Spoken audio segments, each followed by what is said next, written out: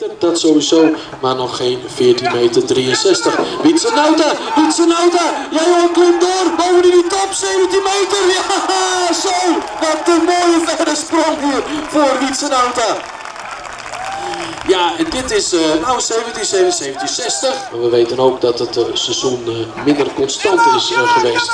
Maureen Boys dan bij de Famkes. Ja, maakt er weer een mooie sprong van. Want de laatste 4 seconden gaan ze er nu nog over nadenken. En wat mij betreft hoeft ze er niet over na te denken. Ja, moet ze gewoon doorgaan. Hier komt Instagram. Wat is de Ghana? Moet gewoon doorgaan. Ook doorgaan met tweede. Zo, sprint 60 meter. Instagram.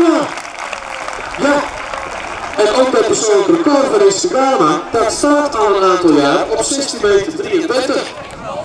En Instagram die gaat hier daarna voorbij, want dit is verder. Oh, Wiske, die laatste clipstars die hebben er nog bij gekund. Maar ja, ze schrokken misschien wel. Ja, dat zal allemaal studie. Ja, nee, ze gaan gewoon door. Zonder naar 20 meter te gaan. En hier komt Sietse Bokma. Die wil natuurlijk nog even verder springen. En dat gaat dan nu wel lukken. Ietsjes uit de richting. Maar dit is wel 19 meter hoor. Mooi gedaan voor Sietse Bokma. Heeft dus genoeg aan 18,93 meter. Om een nieuw Fries klassementsrecord te vestigen. En dat doet hij. Voor Bobby Slaagman.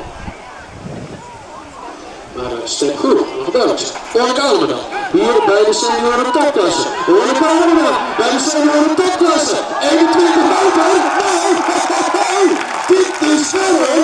Dit is heel erg ver met Orne Kouweman in eerste. We hebben hier een standsrecord van 21,21 meter van Bart Welholt. Heeft genoeg aan 21,38 meter voor een nieuw klassementsrecord. Ik vind het ook zo moeilijk inschatten als het balletje daar ligt op 18,96 meter. Hoe ver dit dan is. Persoonlijk record is 21,16 meter.